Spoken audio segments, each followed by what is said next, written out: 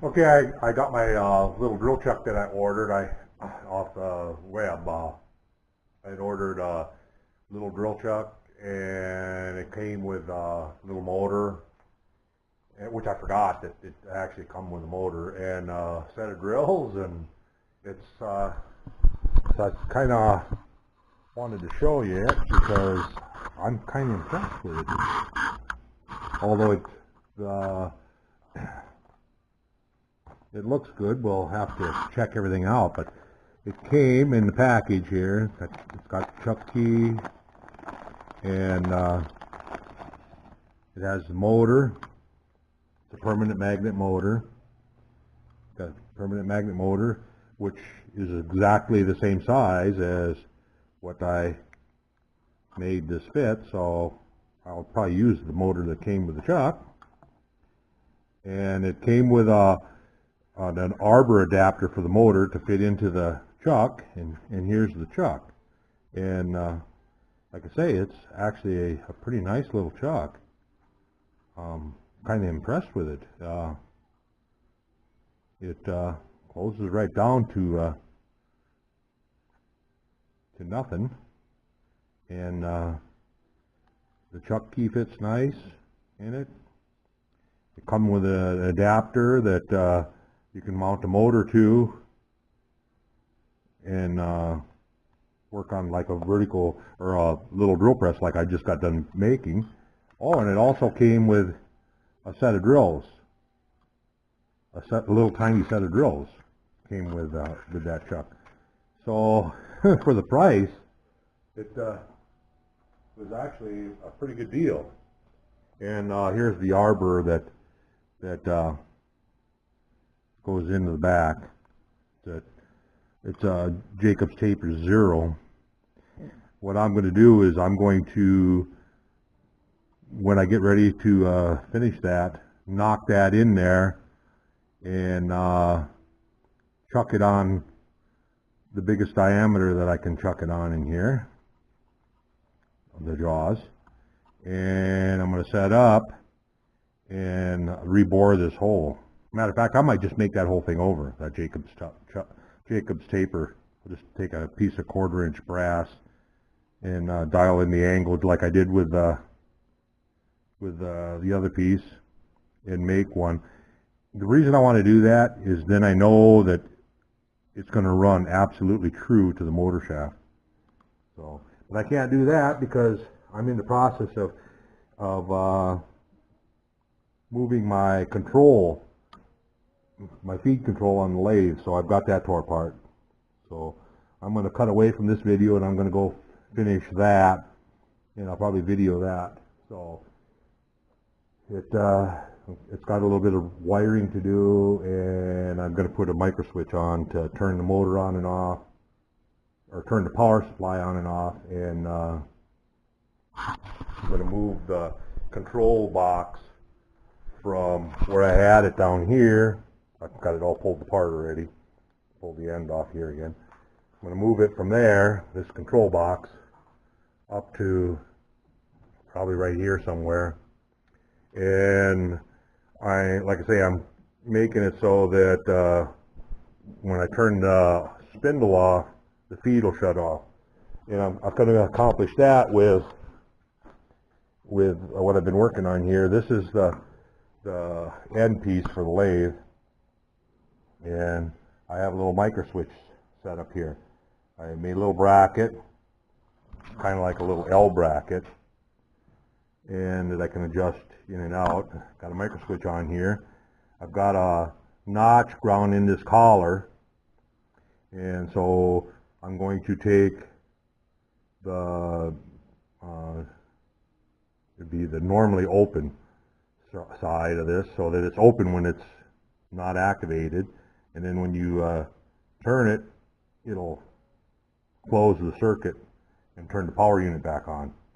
That way the power unit isn't running when the spindle's not running.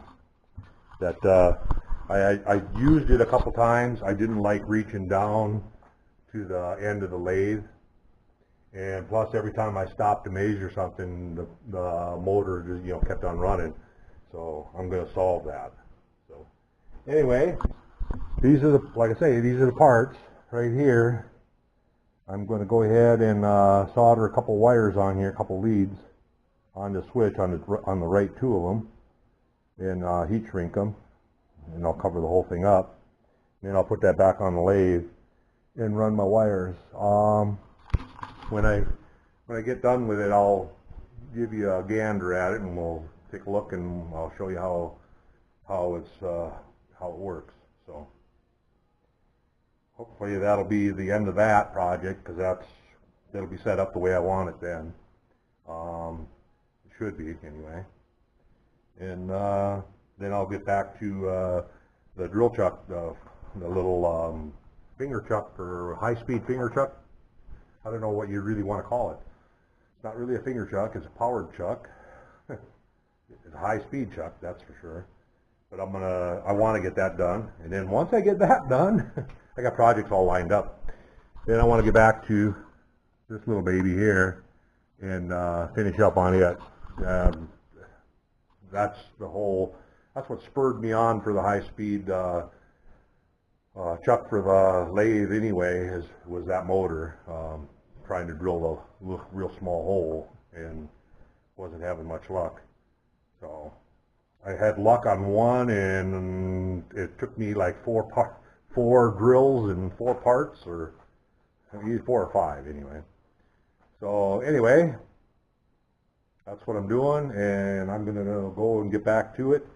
I was gonna just put this camera on like a head cam for a GoPro style head cam, but I watched a few of those videos. I don't like them. You don't keep your head. I know I wouldn't keep my head still enough. I'd be moving around, and everybody out there would get dizzy. So anyway, I'm not going to video any of the putting it together, because all it is just basically putting it together. The parts, like I say, the parts I've already made. It's just a little L bracket that has slots in it that can move the micro switch back and forth. The collar has a little notch cut in it, so that when you engage the feet or engage the spindle, it's either up for forward and down for reverse, or no, vice versa. It's down for forward and up for reverse, and that'll trigger the micro switch.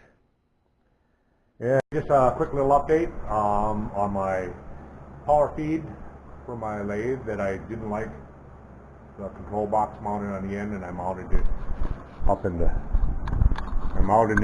I took it from down here. It was down here. I took it and put it up here.